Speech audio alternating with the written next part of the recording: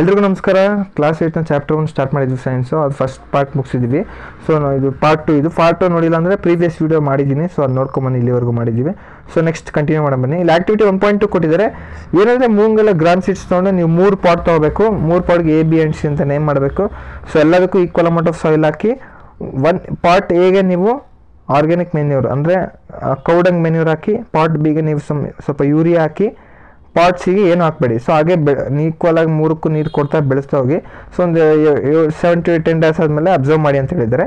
Observe ಆದಮೇಲೆ ಈ question ಕೇಳಿದ್ದಾರೆ ನೋಡಿ. Do the plants in all glasses grow at the same pace, which class show the better growth. So ಯಾವ class better growth ಆಯಿತು ಅಂತೆಲ್ಲ ಕೇಳಿದರೆ. ಸೊ ಇದು ಆಕ್ಟಿವಿಟಿ ಆಗಿದೆ, ನೋಡ್ಬೋದು ನೀವು. ನೆಕ್ಸ್ಟ್ ಹೋಗೋಣ. Fertilizers are chemicals which are rich in particular nutrient. How are they different from manure? Fertilizers are produced in factories. Some examples of fertilizers are urea, ammonium sulfate, super phosphate, potash, NPK ಅಂದರೆ nitrogen, phosphorus, potassium. So fertilisers manure ಏನು different? Manure ಬಂದ್ಬಿಟ್ಟು natural ನಮಗೆ ಸಿಗೋವಂಥದ್ದು. Fertiliser ಬಂದ್ಬಿಟ್ಟು prepare ಆಗುತ್ತೆ, ಇಲ್ಲಿ ಫ್ಯಾಕ್ಟ್ರಿಲಿ prepare ಆಗುತ್ತೆ. So example ಏನಕ್ಕೆ ಕೊಟ್ಟಿದ್ದಾರೆ? Urea, ammonium sulphate, super phosphate, potash, NPK ಅಂತ ಕೊಟ್ಟಿದ್ದಾರೆ. The use of fertilizers has helped farmers to get better yield of crops such as wheat, paddy and maize. So ಫರ್ಟಿಲೈಸರ್ಸಿಂದ ಒಳ್ಳೆ ಏನೋ ಈಲ್ಡ್ ಸಿಗುತ್ತೆ, result ಸಿಗುತ್ತೆ. Example ಯಾವುದು? ವೀಟ್, ಪ್ಯಾಡಿ ಆ್ಯಂಡ್ ಮೇಯ್ಸಲ್ಲಿ. So but excessive use of fertilisers has made the soil less fertile. ಫರ್ಟಿಲೈಸರ್ಸಿಂದ yield ಏನೋ ಚೆನ್ನಾಗಿ ಸಿಗ್ತಿದೆ, ರಿಸಲ್ಟ್, ಬಟ್ ಅದೇ ಅಟ್ ದ ಸೇಮ್ ಟೈಮ್ ನಿಮಗೆ ಏನಾಗ್ತಿದೆ? ಸಾಯಿಲು ಫರ್ಟಿಲಿಟಿ ಕಳ್ಕೊತಾ ಇದೆ. Fertilisers also become a source of water pollution. Therefore in order to maintain the fertility of soil we have to substitute fertilisers with organic manure or leave the field uncultivated in between 2 crops. So ಈಗ ಫರ್ಟಿಲೈಸರ್ಸಿಂದ pollution ಜಾಸ್ತಿ ಆಗ್ತಿದೆ. So ಆಮೇಲೆ ಏನೋ ಫರ್ಟಿಲಿಟಿನೂ ಕಳ್ಕೊತಿದೆ. So ಇದನ್ನು ತಪ್ಸೋಕ್ಕೋಸ್ಕರ ನಾವೇನು ಮಾಡಬೇಕು? So ಆದಷ್ಟು ನಾವು ಆರ್ಗ್ಯಾನಿಕ್ ಮ್ಯಾನ್ಯೂರ್ನ ಯೂಸ್ ಮಾಡೋಕ್ಕೆ ಸ್ಟಾರ್ಟ್ ಮಾಡಬೇಕು. ಇಲ್ಲ ಕ್ರಾಪ್ ಬೆಳೆದ ತಕ್ಷಣ ತಿರ್ಗಾ ಇನ್ನೊಂದು ಕ್ರಾಪ್ ಬೆಳೆಸ್ಬಾರ್ದು. ನಾವು ಏನು ಮಾಡಬೇಕು? ಸ್ವಲ್ಪ ಅನ್ಕಲ್ಟಿವೇಟೆಡ್ ಭೂಮಿನ ಫ್ರೀ ಬಿಡಬೇಕು ಒಂದಷ್ಟು ತಿಂಗಳ ಕಾಲ, ಅಂದರೆ ಅದು ರಿಟೈನ್ ಮಾಡೋವರೆಗೂ ಸಾಯಿಲ್ ತನ್ನ ಫರ್ಟಿಲಿಟಿನ. The use of manure improves soil texture as well as its water retaining capacity. It replenishes the soil with nutrients. So manure use ಮಾಡೋದ್ರಿಂದ ವಾಟರ್ ರಿಟೈನಿಂಗ್ ಕೆಪಾಸಿಟಿನೂ ಇನ್ಕ್ರೀಸ್ ಆಗುತ್ತೆ, ಮತ್ತು ಸಾಯಿಲ್ ರಿಪ್ಲೆನಿಶಸ್ ಇಟ್ಸ್ ನ್ಯೂಟ್ರಿಯೆಂಟ್, ಅಂದರೆ soil ಬಂದ್ಬಿಟ್ಟು ತನ್ನ ನ್ಯೂಟ್ರಿಯೆಂಟ್ಸ್ನ ವಾಪಸ್ recover ಮಾಡ್ಕೊಳುತ್ತೆ. Another method of replenishing the soil with nutrients is through crop rotation. This can be done by growing different crops alternately. Earlier farmers in northern India used to grow legumes as fodder in one season and wheat in the next season. So this helps in the replacement of soil with nitrogen. Farmers are being encouraged to adopt this practice. So crop rotation, ನಿಮ್ಗೆ ಇನ್ನೊಂದು method ಏನಂದರೆ crop rotation. ಈಗ ಒಂದೇ ನೀವು ಕ್ರಾಪ್ನ ಒಂದೇ ಇದ್ರ ಭೂಮಿಲಿ ಏನೋ ಬ್ಯಾಕ್ ಟು ಬ್ಯಾಕ್ ನೀವು ಮಾಡೋದಕ್ಕೆ ಆಗಲ್ಲ, ಯಾಕಂದರೆ ಸಾಯಿಲ್ ಬಂದ್ಬಿಟ್ಟು ಅದ್ರದ್ದು ಕೆಪಾಸಿಟಿ ಕಳ್ಕೊಂಡಿರುತ್ತೆ, ಫರ್ಟಿಲಿಟಿ ಕಳ್ಕೊಂಡಿರುತ್ತೆ. ಆದ್ದರಿಂದ ನೀವು ಕ್ರಾಪ್ ರೊಟೇಷನ್ ಮಾಡಿದ್ರೆ, ಸೊ ಒಂದು ಕ್ರಾಪ್ ಆದ ತಕ್ಷಣ ನೀವು ಇನ್ನೊಂದು ಕ್ರಾಪ್ನ ಗ್ರೋ ಮಾಡೋಕ್ಕೆ ಸ್ಟಾರ್ಟ್ ಮಾಡಿದ್ರೆ ಇದರಿಂದ ನೀವೇನು ಕ್ರಾಪ್ ಸಾಯಿಲ್ ಫರ್ಟಿಲಿಟಿನ ಸೇವ್ ಮಾಡ್ಬೋದು. ಅಂದರೆ ಎಕ್ಸಾಂಪಲ್ ಇಲ್ಲಿ ನಾರ್ತ್ ಇಂಡಿಯಾ ಕೊಟ್ಟಿದ್ದಾರೆ ನೋಡಿ. ಫಾರ್ಮರ್ಸ್ ಬಂದುಬಿಟ್ಟು ಫಸ್ಟು ಫಾಡರ್ನ ಗ್ರೋ ಮಾಡಿಬಿಟ್ಟು ನೆಕ್ಸ್ಟ್ ಸೀಸನಲ್ಲವರು ವೀಟ್ನ ಗ್ರೋ ಮಾಡೋದಂತೆ. ಇದರಿಂದ ಏನಾಗ್ತಿತ್ತು? ನೈಟ್ರೋಜನ್ ಬಂದುಬಿಟ್ಟು ರಿಕವರ್ ಆಗೋದಂತೆ ಏನು ಸಾಯಿಲಲ್ಲಿ. So in the previous classes you have learned about rhizobium bacteria. These are present in nodules of roots of leguminous plants. They fix atmospheric conditions. So rhizobium bacteria ಅನ್ನೋ ಕೇಳಿದಿರಲ್ವ ನೀವು previous ಚಾಪ್ಟ್ರಲ್ಲೆಲ್ಲ, ಅಂದರೆ previous ಕ್ಲಾಸಲ್ಲೆಲ್ಲ. So ಅದು ಬಂದ್ಬಿಟ್ಟು ರೂಟ್ಸಲ್ಲಿರುತ್ತೆ, ರೂಟ್ಸಲ್ಲಿರೋ ಏನೋ ನಾಡ್ಯೂಲ್ಸಲ್ಲಿರುತ್ತೆ, ಹೋಲ್ಸಲ್ಲಿರುತ್ತೆ. They fix atmospheric nitrogen. So atmospheric ನೈಟ್ರೋಜನ್ನ ಏನು ಮೇಂಟೈನ್ ಮಾಡೋದು ಯಾವುದು? ರೈಸೋಬಿಯಂ. ಟೇಬಲ್ ಕೊಟ್ಟಿದೆ ನೋಡಿ. Difference between fertiliser and manure. Fertiliser is a man made inorganic salt. Manure is a natural substance obtained by the decomposition of cattle dung and plant residues. Fertilizers is prepared in factories. Manure can be prepared in the fields. So fertiliser ಬಂದು ಫ್ಯಾಕ್ಟ್ರಿಲೇ ಆಗುತ್ತೆ, ಮತ್ತು ಅದು man made. Manure ಬಂದ್ಬಿಟ್ಟು natural ಆಗಿ ಸಿಗುತ್ತೆ, ಮತ್ತು plants ಮತ್ತು ಅನಿಮಲ್ ಇದರಿಂದ ಸಿಗುತ್ತೆ. ಸೊ ಮತ್ತು ಫೀಲ್ಡ್ ಪ್ರಿಪೇರ್ ಮಾಡ್ಬೋದು. Fertiliser do not provide any humus to soil. So manure provide lots of humus to soil. So humus water content ಕೂಡ ಪ್ರೊವೈಡ್ ಮಾಡುತ್ತೆ ಮ್ಯಾನ್ಯೂರ್ ಬಂದ್ಬಿಟ್ಟು, ಬಟ್ ಫರ್ಟಿಲೈಸರ್ಸ್ ಮಾಡಲ್ಲ. Fertilisers are very rich in plants nutrient like nitrogen, phosphorus and potassium. Manure is relatively less rich in plant nutrients. So fertilisers man ಮಾಡಲ್ವಾ, so ಆಬ್ವಿಯಸ್ಸಾಗಿ ಏನೋ ನ್ಯೂಟ್ರಿಯೆಂಟ್ಸ್ನ ಜಾಸ್ತಿ ಹಾಕ್ಬಿಟ್ಟಿರ್ತಾರೆ. ಸೊ ಅದರಿಂದ ನೈಟ್ರೋಜನ್, ಫಾಸ್ಫರಸ್, ಪೊಟ್ಯಾಷಿಯಮಲ್ಲಿ ರಿಚ್ ಇರುತ್ತೆ ಫರ್ಟಿಲೈಸರ್, ಬಟ್ ಮ್ಯಾನ್ಯೂರ್ ಇರಲ್ಲ. So table 1.1 gives the differences between fertilisers and manure. First advantage of manure ನೋಡೋಣ. The organic manure is considered better than fertilizers. This is because it enhances the water holding capacity of soil. So soil ಬಂದ್ಬಿಟ್ಟು water hold capacity ಬಂದ್ಬಿಟ್ಟು enhance ಮಾಡುತ್ತೆ ಅಂದರೆ increase ಮಾಡುತ್ತೆ. It makes the soil porous due to which exchange of gases become easy.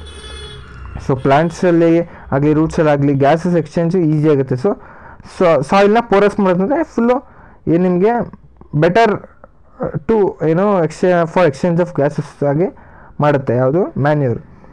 It increases the number of friendly microbes increase ಆದರೆ ಏನಾಗುತ್ತೆ, ಮೈಕ್ರೋಬ್ಸಿಂದನೇ ಅಲ್ವಾ ಪ್ಲಾಂಟಿಗೆ ಬೆಟರ್ ಗ್ರೋತ್ ಸಿಗೋದು. ಸೊ ನಂಬರ್ ಆಫ್ ಫ್ರೆಂಡ್ಲಿ ಮೈಕ್ರೋಬ್ಸ್ನ ಇನ್ನೂ ಇನ್ಕ್ರೀಸ್ ಆಗುತ್ತೆ. It improves the texture of the soil texture ಕೂಡ ಇನ್ನೂ ಚೆನ್ನಾಗಿ ಮಾಡುತ್ತೆ. Next irrigation. All living beings need water to live. Water is important for proper growth and development. Water is absorbed by the plant roots along with minerals and fertilizers are also absorbed. Plants contain nearly 90% of water. Water is essential because germination of seeds does not take place under dry conditions. So irrigation ಬಂದ್ಬಿಟ್ಟು ಎಲ್ಲ living beings water ಅನ್ನೋದು important ಅಲ್ವಾ. So plant roots ಬಂದ್ಬಿಟ್ಟು ವಾಟರ್ನ observe ಮಾಡುತ್ತೆ. So plant water ಜೊತೆ ಇನ್ನೇನು observe ಮಾಡುತ್ತೆ, minerals ಮತ್ತು ಫರ್ಟಿಲೈಸರ್ಸ್ ಕೂಡ ಅಬ್ಸರ್ವ್ ಮಾಡುತ್ತೆ. ಸೊ ಪ್ಲಾಂಟ್ ಬಾಡಿ ನೋಡೋಕೆ ಹೋದರೆ 90% ವಾಟ್ರಿಂದನೇ ಇರುತ್ತೆ. What is essential because germination of seeds. ಈಗ ಒಂದು ಬೀಜ ಬಂದ್ಬಿಟ್ಟು ಒಂದು ಸಸಿಯಾಗಿ ಗಿಡ ಆಗಬೇಕಂದ್ರೆ ಡ್ರೈ ಕಂಡೀಷನ್ ಅಂತೂ ಆಗಲ್ಲ, ನೀರಂತೂ ಬೇಕೇ ಬೇಕು. So nutrients dissolved in water are transported to each part of the plant. So ವಾಟರ್ಲಿ ಇರುತ್ತಲ್ಲ ನ್ಯೂಟ್ರಿಯೆಂಟ್ಸು, ಅದು ಪ್ರತಿ ಭಾಗಕ್ಕೂ ಗಿಡದ ಪ್ರತಿ ಭಾಗಕ್ಕೂ ಹೋಗುತ್ತೆ. Water also protects the crop from both frost and hot air currents to maintain the moisture of the soil for healthy crop growth. So ಕ್ರಾಪ್ನ ನಿಮಗೆ ಹಾಟ್ ಕಂಡೀಷನ್ಸಿಂದ ವಾಟರ್ ಬಂದ್ಬಿಟ್ಟು ಸೆಕ್ಯೂರ್ ಮಾಡುತ್ತೆ, ಅಂದರೆ ಅದನ್ನು ವಾರ್ಮಾಗಿ ಇಟ್ಕೊಂಡು, ಅಂದರೆ ಕೋಲ್ಡಾಗಿ ಟೆಂಪ್ರೇಚರ್ನ ಮಾಡ್ರೇಟಾಗಿ ಮೇಂಟೈನ್ ಮಾಡುತ್ತೆ. ಆಮೇಲೆ ಸಾಯಿಲ್ದು ಮಾಯ್ಶ್ಚರ್ ಕೂಡ ಮೇಂಟೈನ್ ಮಾಡುತ್ತೆ, ಅದರಿಂದ ಕ್ರಾಪ್ ಗ್ರೋತ್ ಕೂಡ ಹೆಲ್ತಿಯಾಗಿರುತ್ತೆ. ಸೊ ಅದರಿಂದ ಫೀಲ್ಡ್ಸ್ ಬಂದ್ಬಿಟ್ಟು ವಾಟರ್ ಮಾಡ್ತಾ ಇರ್ಬೇಕು ನಾವು ರೆಗ್ಯುಲರಾಗಿ. The supply of water to crops at regular intervals is called irrigation. So ನೀವೊಂದು ಕ್ರಾಪ್ನ ಗ್ರೋ ಮಾಡ್ತಿದ್ದೀರಾ, ಅದಕ್ಕೆ ಕರೆಕ್ಟಾಗಿ ನೀವು ರೆಗ್ಯುಲರಾಗಿ ವಾಟರ್ ಸಪ್ಲೈ ಮಾಡ್ತಿದ್ದೀರ ಅಂದರೆ ಆ ವಾಟರ್ ಸಪ್ಲೈ ಪ್ರಾಸೆಸ್ ಅಂತ ಕರೀತಾರೆ, ಇರಿಗೇಷನ್ ಅಂತ ಕರೀತಾರೆ. The time and frequency of irrigation varies from crop to crop, soil to soil and season to season. So time ಮತ್ತು ಇರಿಗೇಷನ್ ಅಂದರೆ ವರ್ಷ ಪೂರ್ತಿ ಒಂದೇ ಥರ ಇರುತ್ತಾ, ವಾಟರ್ ನಮ್ಗೆ ಒಂದೇ ಥರ ಸಿಗುತ್ತಾ ಪ್ರತಿ ವರ್ಷ? ಇಲ್ಲ. ಸೊ ಆದ್ದರಿಂದ soil to soil, crop to crop, season to season vary ಆಗುತ್ತೆ. In summer the frequency of watering is higher. So why is it so? Could it be due to increased rate of evaporation of water from the soil? So watering ಬಂದ್ಬಿಟ್ಟು ಇನ್ನೂ ಜಾಸ್ತಿ ಮಾಡಬೇಕು ಯಾವ ಟೈಮಲ್ಲಿ, summer ಟೈಮಲ್ಲಿ. ಯಾಕೆ ಅಂತ ಅವರೇ ಕೇಳಿದ್ದಾರೆ. ಏನಕ್ಕಂದ್ರೆ ಅವರು ಇದು ಹೇಳಿದ್ದಾರೆ, ಏನಪ್ಪ ಎವಾಪರೇಷನ್ ಏನಾದ್ರು ಜಾಸ್ತಿನಾ ಅಂತ ಕೇಳಿದ್ದಾರೆ. ಸೋರ್ಸಸ್ ಆಫ್ ಇರಿಗೇಷನ್ ಏನಪ್ಪ, ಇರಿಗೇಷನ್ ಏನೋ ಗೊತ್ತಾಯಿತು, ವಾಟರ್ ಸಪ್ಲೈ ಅಂತ. ಯಾವುದರಿಂದ ನಾವು ಮೂಲಕ ನಾವು ಇರಿಗೇಷನ್ನು. The sources of water for irrigation are wells, tubewells, ponds, lakes, rivers, dams and canals. ಈಗ ನೀವು ಬಾವಿ ಆಗಿರ್ಬೋದು, ನದಿ ಆಗಿರ್ಬೋದು, ಕೆರೆ ಆಗಿರ್ಬೋದು, ಪಾಂಡು, ಡ್ಯಾಮ್, ಇವೆಲ್ಲ ಬಂದ್ಬಿಟ್ಟು ಇರಿಗೇಷನ್ಗೆ ಸೋರ್ಸಸ್. ಇದರಿಂದ ನೀರನ್ನ ಡಿರೈವ್ ಮಾಡ್ಕೊತೀರ.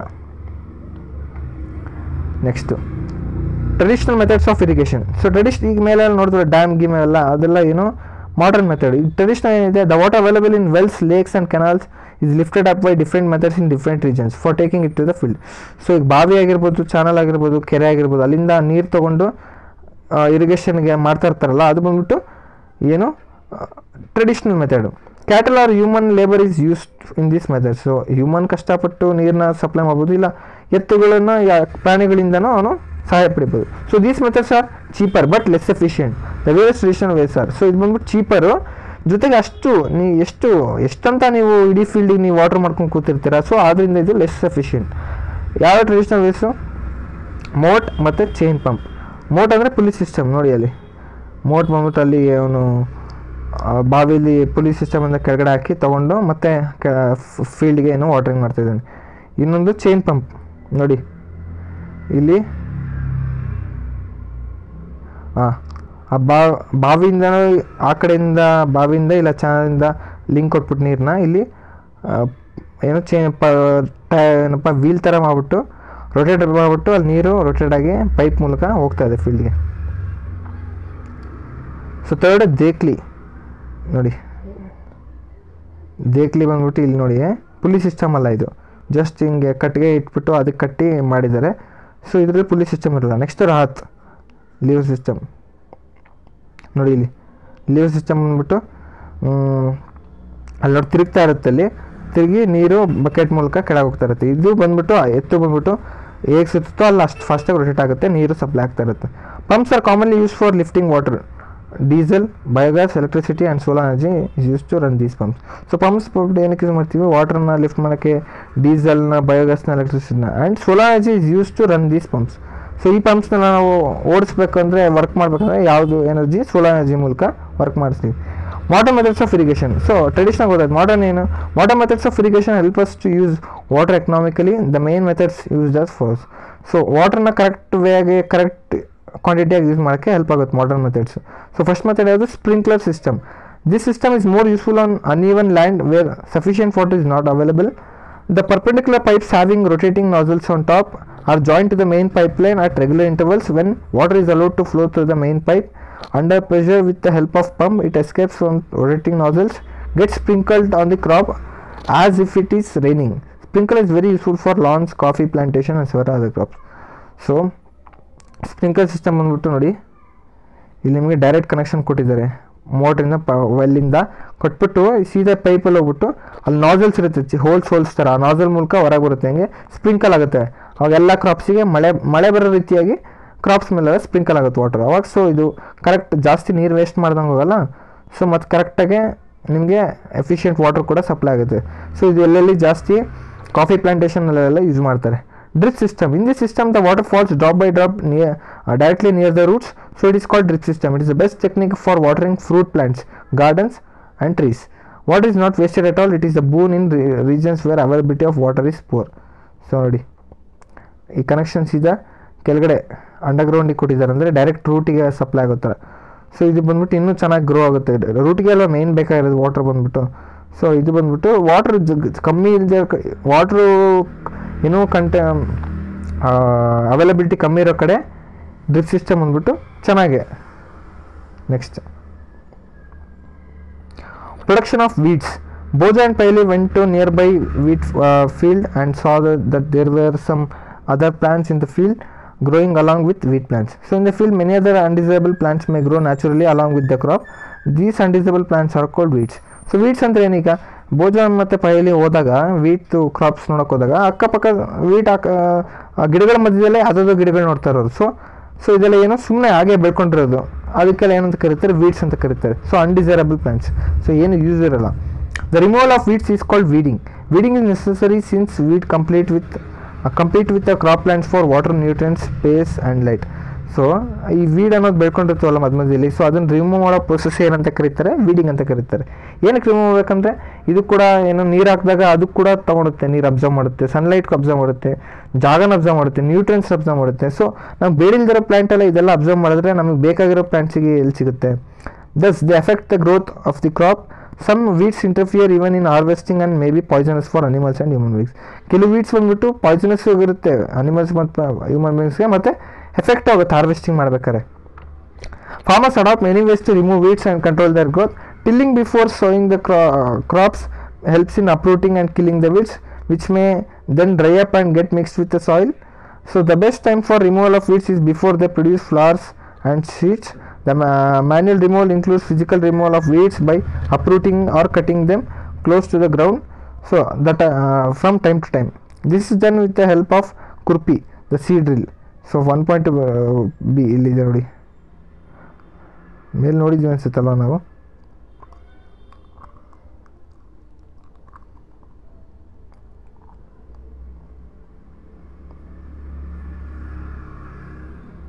ನೋಡಿದ್ವಲ್ಲ ಇಜ ಚಾಪ್ಟ್ರಾ.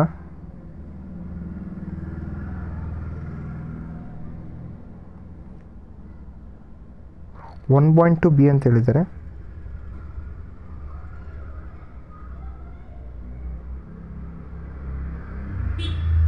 ಸೊ ಕುರ್ಪಿ ಅಂದರೆ ಏನೋ, ಸೊ ಮಚ್ ಟೈಪ್ ಇರುತ್ತಲ್ಲ, ಅದರಿಂದ ಕಟ್ ಮಾಡ್ಬೇಕು ನಾವು. ಏನು ಮೇಲ್ಗಡೆ ಅದು ಸ್ಟೆಮ್ ಸೀದಾ ಮೇಲೆ ರೂಟ್ ಬಿಟ್ಟು ಸೀದಾ ಮೇಲೆ ಕಟ್ ಮಾಡೋಕ್ಕೆ, ಅದನ್ನೇ ಏನಂತಾರೆ ವೀಡಿಂಗ್. ಅದೊಂದು ಏನೋ ನ್ಯಾಚುರಲ್ ಪ್ರೋಸೆಸ್ಸು.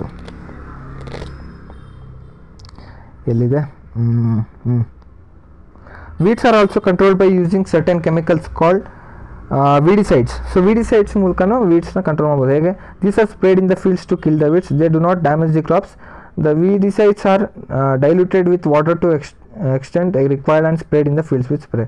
ಸೊ ಸೀದಾ ಕ್ರಾಪ್ ಫೀಲ್ಡ್ಗೆ ಸ್ಪ್ರೇ ಮಾಡಿಬಿಡ್ತಾರೆ ವೀಡಿಸೈಡ್ಸ್ನ. ಸೊ ಬೇಡಿಲ್ದಿರೋ ವೀಟ್ ಪ್ಲಾಂಟ್ಸ್ ಏನಿದೆಯೋ ಅದೆಲ್ಲ ಇದೇನು ಮಾಡುತ್ತೆ ಅಂದರೆ ಕ್ಲೋಸ್ ಮಾಡಿ ಚಾಪ್ಟರ್ ಕ್ಲೋಸ್ ಮಾಡಿಬಿಡುತ್ತೆ ಅದೆಲ್ಲ.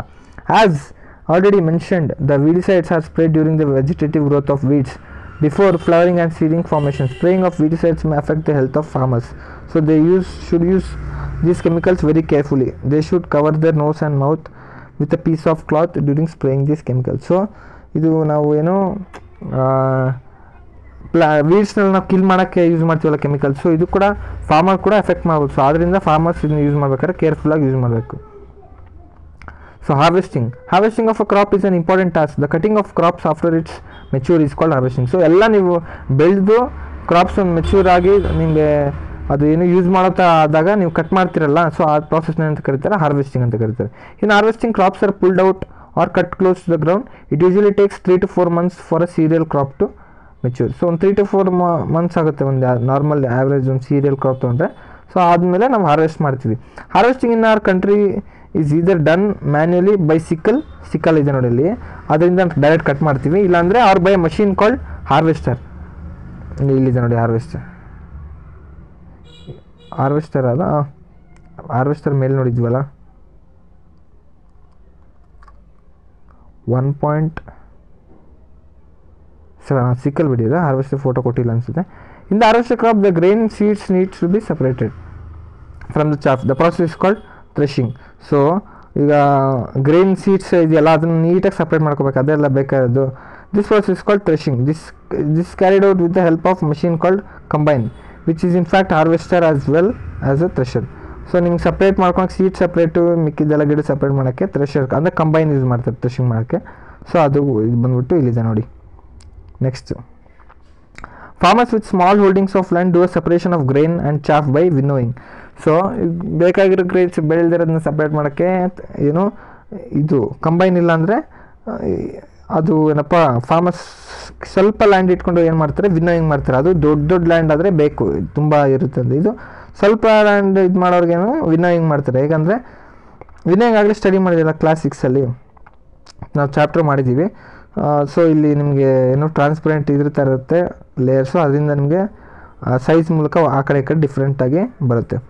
Next, storage of products is an important task. If the harvested grains are to be kept for longer time they should be safe from moisture, insects, rats and micro organisms. So ನೀವು ಗ್ರೈನ್ಸ್ನೆಲ್ಲ separate ಮಾಡಿ ಒಂದು ಕಡೆ ಇಟ್ಮೇಲೆ so ಅದನ್ನು ನೀವು store ಮಾಡಬೇಕಲ್ಲ, secure ಮಾಡಬೇಕಲ್ಲ. So ಅದಕ್ಕೆ ಏನೇನು ಅದು ಹಾಳಾಗಬಾರ್ದಿಂದ ಯಾವುದರಿಂದ ನೀವು ಪ್ರೊಟೆಕ್ಟ್ ಮಾಡಬೇಕು, ಮಾಯ್ಸ್ಚರಿಂದ, ಇನ್ಸೆಕ್ಟ್ಸಿಂದ, ರ್ಯಾಟ್ಸಿಂದ, ಮೈಕ್ರೋ ಆರ್ಗನಿಸಮ್ಸಿಂದ ನೀವು ಅದನ್ನು ಪ್ರೊಟೆಕ್ಟ್ ಮಾಡಬೇಕು. Harvested grains have more moisture. If freshly harvested grains are stored without drying, they may get spoiled or attacked by organisms. So ಏನಪ್ಪ ಫ್ರೆಶ್ಲಿ ಹಾರ್ವೆಸ್ಟೆಡ್ ನೀವು ಗ್ರೈನ್ಸ್ ಎಲ್ಲ ತೊಗೊಂಡ್ರೆ ಮಾಯ್ಸ್ಚರ್ ಕಂಟೆಂಟ್ ತುಂಬ ಇರುತ್ತೆ. ಸೊ ಅದನ್ನು ಡ್ರೈ ಮಾಡಿಲ್ಲ ಅಂದರೆ ಆಲ್ಮೋಸ್ಟ್ ಮೈಕ್ರೋ ಆರ್ಗನಿಸಮ್ಸ್ ಎಲ್ಲ ಅಟ್ಯಾಕ್ ಆಗೋ ಚಾನ್ಸಸ್ ತುಂಬ ಇರುತ್ತೆ, ಅಂದರೆ ಹಾಳಾಗುವಂಥ ಚಾನ್ಸಸ್ ಇರುತ್ತೆ.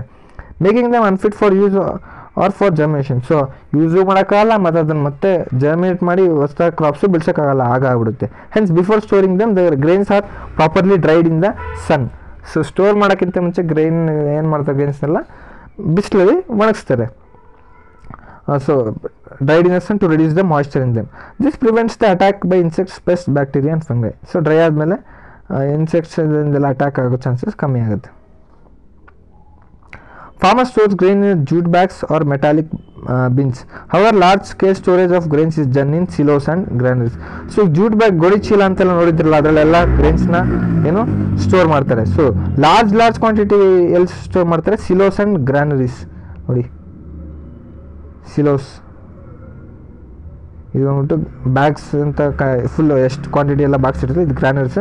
ಸೊ ಇದು ಸಿಲೋಸ್, ಇಲ್ಲೇ ಏನು ಮಾಡ್ತಾರೆ ಗ್ರೈನ್ಸ್ನೆಲ್ಲ ಏನು ಸ್ಟೋರ್ ಮಾಡ್ತಾರೆ. ಸೊ ಅವಾಗೇನೋ it protects them from pest like rats and insects. Rats ಮತ್ತು ಇನ್ಸೆಕ್ಟ್ಸಿಂದ ಪ್ರೊಟೆಕ್ಟ್ ಮಾಡ್ಬೋದು.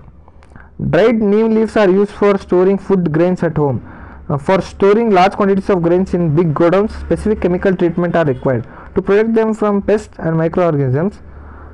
ಸೊ ನಮಗೆ ಏನೋ ಸ್ಪೆಸಿಫಿಕ್ ಕೆಮಿಕಲ್ಸ್ ಬೇಕು. ಈಗ ಗೋಡೌನಲ್ಲೆಲ್ಲ ನೀವು ಏನೋ ಮೈಕ್ರೋ ಆರ್ಗನಿಸಮ್ಸಿಂದ ಇನ್ನೂ ನಿಮ್ಮ ಹೈ ಸೆಕ್ಯೂರ್ ಬೇಕಂದರೆ ನೀವು ಏನು ಮಾಡಬೇಕು, ಕೆಮಿಕಲ್ ಟ್ರೀಟ್ಮೆಂಟ್ ಕೊಡಬೇಕು. ಆಫ್ಟರ್ ಕಂಪ್ಲೀಟಿಂಗ್ ದ ಟೇಬಲ್ ಕೊಟ್ಟಿದ್ದೆ ನೋಡಿ, food and animals. So milk ಬಂದ್ಬಿಟ್ಟು ಅದು ಅದ್ರ ಸೋರ್ಸಸ್ ಏನು ಕೌ ಬಫೆಲೋ. ಸೊ ಆ ಥರ ನೀವು ಬರೀಬೇಕು. After completing the table, you must have seen that like plants and animals also provide with different kinds of food. Many people living in the coastal areas consume fish as a major part of their diet. In the previous classes, you have learnt about the food that we obtain from plants. We have just seen that the process of crop production involves a number of steps like selection of seeds, sowing, etc. Similarly, animals reared at home or in farms have to be provided with proper food, shelter and care. When this is done on a large scale, it is called animal husbandry. So ಒಂದು ಪ್ಲ್ಯಾಂಟ್ಸಿಂದ ಹೇಗೆ food intact ಮಾಡ್ತೀವಿ, ಬರೋಕ್ಕಿಂತ ಮುಂಚೆ ಏನೇನು steps ಆಯಿತು ನೋಡಿದ್ರ ನೀವು. Crop ಬೆಳೆದು ನಮ್ಮ ಹತ್ರ ಸೇರ್ಬೇಕಂದ್ರೆ ಯಾವ ಸ್ಟೆಪ್ಸ್ ಅಂತೆಲ್ಲ ನೋಡಿಲ್ಲ. ಸಿಮಿಲರ್ಲಿ ನೀವು ಅನಿಮಲ್ನೆಲ್ಲ ಏನೋ ರೇರ್ ಮಾಡ್ತಾರಲ್ಲ, ಅನಿಮಲ್ನೆಲ್ಲ ಸಾಕ್ತಾರಲ್ಲ, ಸೊ ಅಲ್ಲೂ ಕೂಡ ಅವ್ರಿಗೆ ಪ್ರಾಪರ್ ಫುಡ್ನ ಶೆಲ್ಟರ್ನ ಕೊಡಬೇಕು ಅನಿಮಲ್ಗೆ. ಸೊ ಇದಕ್ಕೆ ಏನಂತ ಕರೀತಾರೆ, ಅನಿಮಲ್ ಹಸ್ಬೆಂಡ್ರಿ ಅಂತ ಕರೀತಾರೆ. ಸೊ ಅಷ್ಟೇ ಆಯಿತು ಚಾಪ್ಟ್ರು. ಸೊ ಇಲ್ಲಿಗೆ ಮುಗಿತು ಫಸ್ಟ್ ಚಾಪ್ಟ್ರು. ಸಿಗೋಣ ಹಂಗೆ ಮುಂದೆ ಬೇರೆ ಬೇರೆ ಚಾಪ್ಟ್ರ್ ಮೂಲಕ. ಸೊ ನಿಮ್ಗೆ ಯಾವ್ದಾದ್ರು ಪರ್ಟಿಕ್ಯುಲರ್ ಚಾಪ್ಟ್ರು ಏನಾರು ಇದ್ದಿದ್ದರೆ ಸೊ ನೀವು ಕಮೆಂಟ್ ಮಾಡ್ಬೋದು. ಸಿಗೋಣ ಮುಂದಿನ ವೀಡಿಯೋದಲ್ಲಿ ಗೈಸ್. ಎಲ್ರಿಗೂ ರಾಧೆ ರಾಧೆ.